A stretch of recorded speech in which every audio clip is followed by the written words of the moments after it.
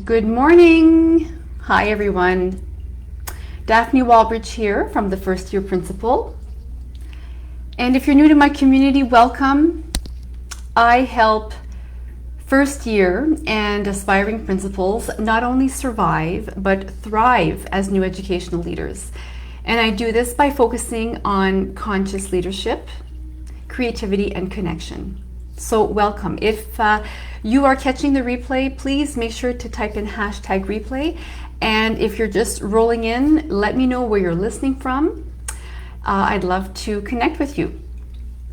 So today I'm doing the second part of the two-part series of why certain new principals fail during their transition period.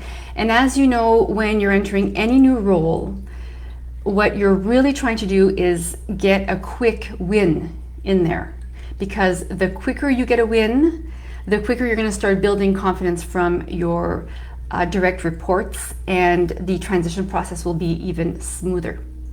So Tuesday I talked about the challenges new leaders have, new principals have in changing their perspective when they're entering a new role.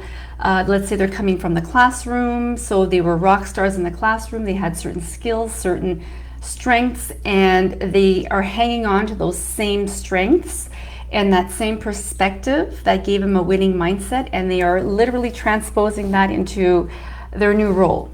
And for a while that can work because it acts as a safety blanket. But the problem is eventually there's going to be blind spots and there's going to be holes in the leadership because they're only focusing on certain strengths and not addressing the weaknesses. So today we're going to keep going with this theme, and I'm going to talk about the second pain point, or the second reason why certain new principals have a hard time transitioning. And that is the lack of certain skills, key skills they need to effectively lead a school. Now it's normal, because if you're coming from the classroom, you needed certain skills, and now don't forget your perspective is widening. You're now adopting a 30,000, 50,000 foot view. And with that will come less micromanagement and more macro management, right? You need to get a bigger picture. And this is the case whether you keep moving up in an organization. So what do, when you're entering this new role and you need to do an inventory of what skills you have? Okay, so this is what I'm going to talk about today. So if this is something you're curious to know more about, or you think is important as a new school leader, please let me know in the comment box. Type a yes. This is something you feel is important, because I'm going to move on with a simple strategy you can use, and you'll be able to get a quick win and feel in control. Okay, so what you need to do is simply do a checkup.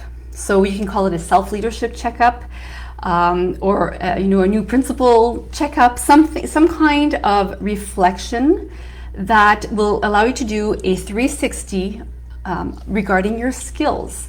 So what do you look for example? Like, how do you question yourself? Well, you can ask yourself, there's certain categories you need to focus on when you're a school leader.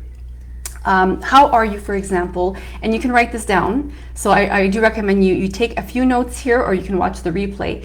So write this down. You need to focus on building a positive school culture. I have videos on this. Super, super important. You need that buy-in right away.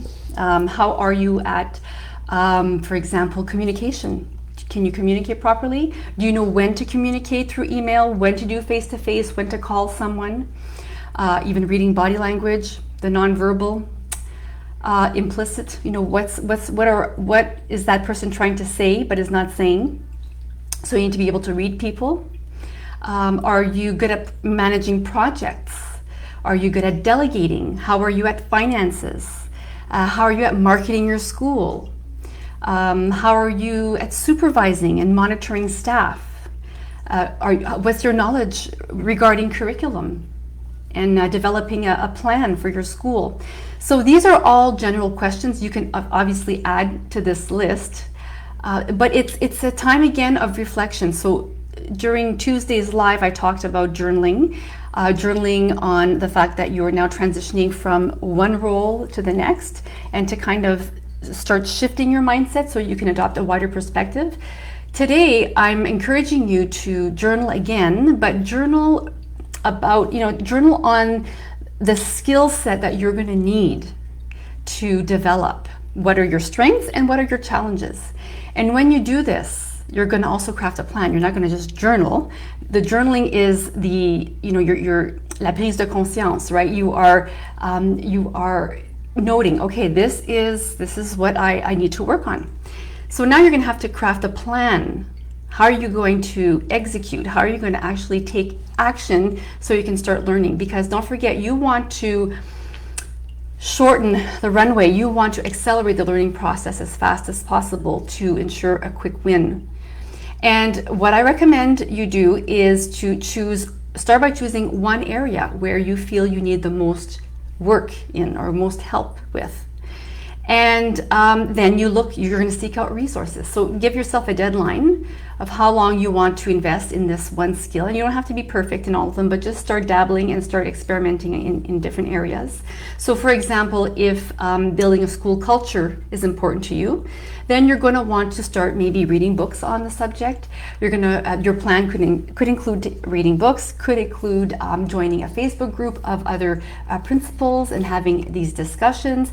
It could include talking to your mentor. It could include consulting other principals, your superintendent, your director of education. So craft a plan. Write down 2 to 3 tasks you're going to do intentionally.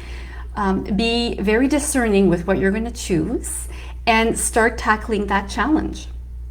Okay, so if this is something that you feel is realistic, and if this aligns with the way you do things, and if this is something that, yeah, okay, I can do this, please let me know in the comment box below. Give me a thumbs up if this resonates with you. Because insight without action is really useless, right? So you need to really act, you need to be intentional and focus your energy, because you're going to have a lot of things coming your way. But the most important thing is to ensure some quick wins from the start as you're transitioning, because this is where people are most going to be looking at you. You're going to be under a microscope, whether you like it or not. And you do have a small window of opportunity to start proving yourself and to collecting those small wins. And then the momentum is just going to go from there. Okay, so if this is something that if you know someone who can use this information right now, because don't forget, we are in the season right now where interviews are happening. People are going to start transitioning from the classroom to the principal's office.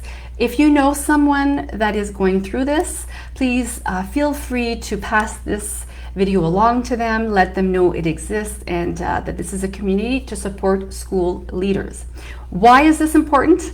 I'm going to repeat it again, because when the leadership is solid from the top, right? If a school principal is steeped in these 3 pillars of conscious leadership, creativity, and connection, he or she is going to cultivate a very positive school culture, a school culture where teachers and staff thrive, feel expansive, feel that they can be creative and take healthy risks.